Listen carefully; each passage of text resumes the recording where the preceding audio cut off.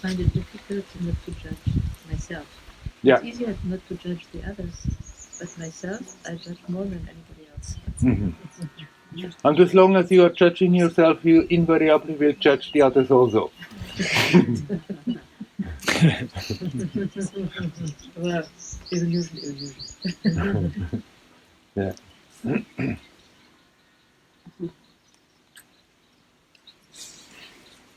It's not that you have to somehow try to convince you that everything that you ever done, it's good, it's wonderful, it's great. It's not that you have to artificially now push yourself in a positive mood about it. You can very well see, this maybe was not so nice.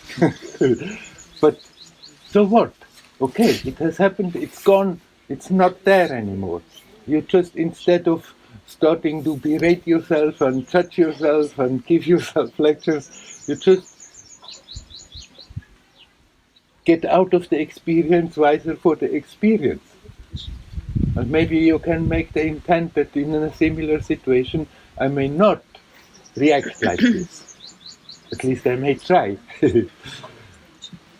And then leave it, it's gone, and come back to the present. When we judge ourselves, we are again totally in the past. Something that has happened, that I did, that I felt, that I reacted, that was there as an action, subtle or gross, but it's the past. It's simply a memory. It doesn't exist.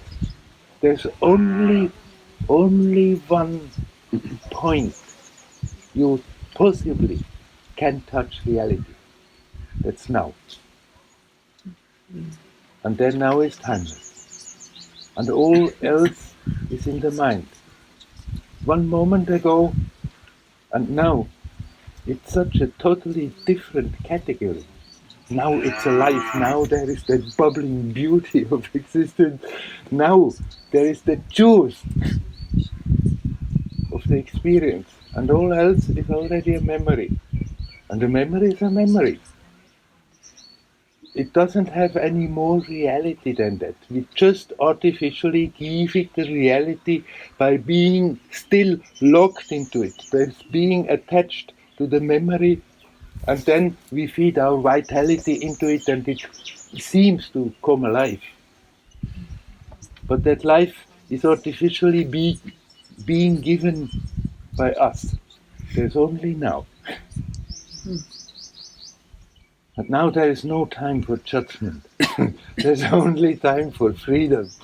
There's only time for being consciously alive. So, when you catch yourself being there in judgment about whatever happened there, then, okay, you can see the situation and then let it go. Okay, it's gone. It's not there. It's just a memory. And instead of trying to find a solution, you just leave it be where it is and come back home to that present. And even when with other people, the same thing. When you find yourself thinking about somebody and it's terrible what they are doing and so, let them do. They can't help it. Out of their own conditioning, they're reacting and reacting. But what you can do is not strengthening what they are doing by dwelling on it and feeding your force in it, and bring instead your attention back home and be. It's not that you have to somehow try to forget everything. Memory is very useful on its own level, but treat it like a computer memory. It's a whole storehouse of information. It's simply there, and whatever useful information you can draw from it in the present moment, draw it from it, and then leave it. But we have the tendency to always dwell on it, with attachment positive or with attachment negative. Oh, I liked so much that, and there we dream about it. Oh, this was terrible. How could it happen? But in both ways, we feed our vitality into an imagination, in something that is created in the mind, and we keep it alive with that vitality and miss completely where life really is. It's always there, and we have the tendency, simply out of habit, growing up in this world, we are trained to do so, to not watch that, but be so busy with everything else. And out of habit, that pulls it again and again.